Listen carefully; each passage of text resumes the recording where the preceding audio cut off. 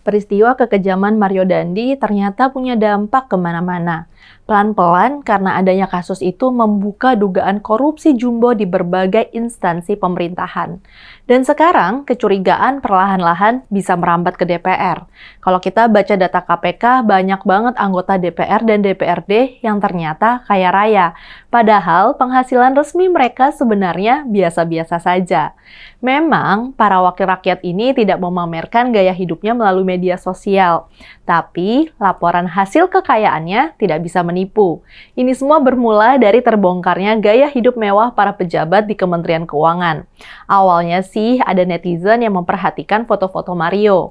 Dia ternyata sering menggunakan Rubicon dan Harley Davidson yang harganya miliaran dan ratusan juta rupiah. Akibatnya, netizen pun mengulik kekayaan ayahnya yang pegawai Ditjen Pajak. Ayah Mario sendiri sekarang sudah diberhentikan dan sekarang sedang disidik KPK. Nah, karena ini akhirnya diikuti dengan pelacakan gaya hidup pegawai Ditjen Pajak yang lain dilakukan. Ini tuh sampai membuat gerah Ibu Menkyu Sri Mulyani yang minta agar tim Harley Davidson di Ditjen Pajak dibubarkan.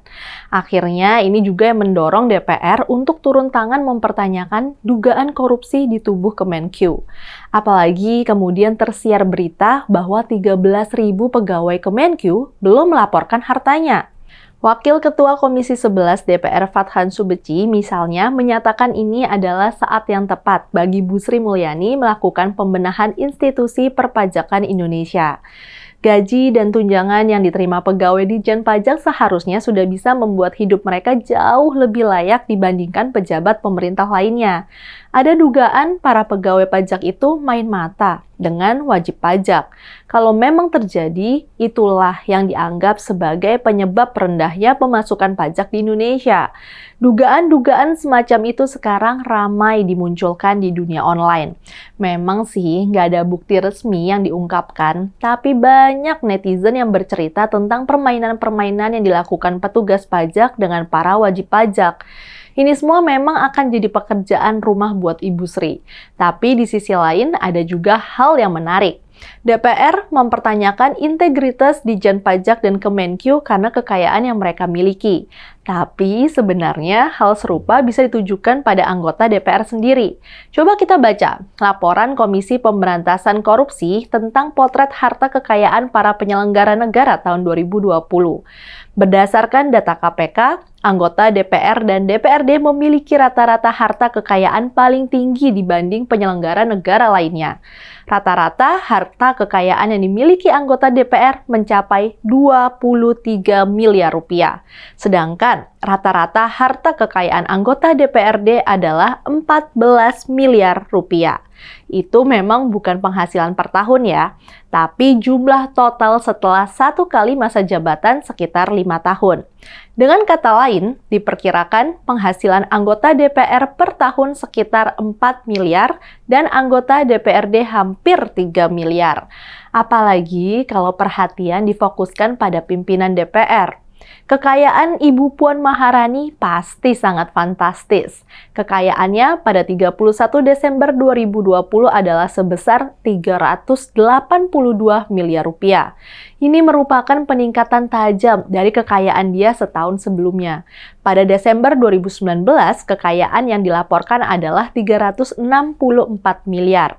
Jadi dalam 1 tahun terdapat peningkatan sekitar 18 miliar rupiah. Wakil Ketua DPR Sufmi Dasko Ahmad dari Partai Gerindra juga mengalami kenaikan tajam penghasilan dalam setahun. Pada Desember 2020, harta kekayaannya mencapai 76 miliar rupiah.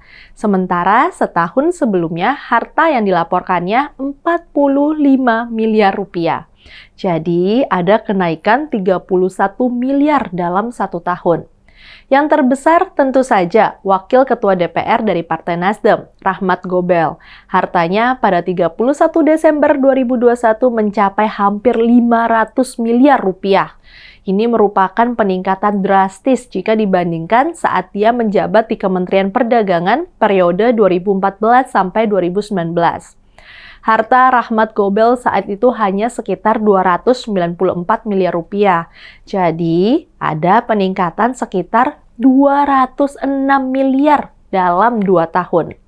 Terakhir adalah Muhaimin Iskandar, Wakil Ketua DPR dari PKB. Harta kekayaannya pada 2020 adalah 26 miliar rupiah, sementara pada 2019 baru 14 miliar. Jadi ada peningkatan 12 miliar selama setahun. Pertanyaannya adalah, dari mana jumlah kekayaan fantastis itu diperoleh? Yang menarik sebenarnya gaji anggota DPR dan Ketua DPR itu sebenarnya relatif kecil. Menurut Surat Edaran Sekjen DPR RI, gaji pokok seorang anggota sekaligus Ketua DPR hanyalah 5 juta per bulan. Yang membuat akan meningkatkan penghasilannya menjadi besar adalah berbagai tunjangan dan biaya perjalanan dinas. Kalau di total, kira-kira penghasilan resmi seorang anggota DPR per bulan adalah 50 juta sampai 100 juta rupiah. Karena itu rasanya penting juga bertanya, bagaimana mungkin kemudian kekayaan rata-rata anggota DPR bisa mencapai 4 miliar per bulan? Kita memang nggak perlu buru-buru menuduh bahwa itu datang dari korupsi. Itu kan mungkin bisa aja datang dari bisnisnya, atau warisan keluarga, atau yang lainnya. Tapi sebagaimana kita bisa bertanya, dari mana penghasilan para pegawai Ditjen Pajak? Kita juga bisa dong tanya, dari mana sih anggota DPR bisa sekaya itu? Agak mencurigakan nggak sih? Saya, Priska Putri, undur diri.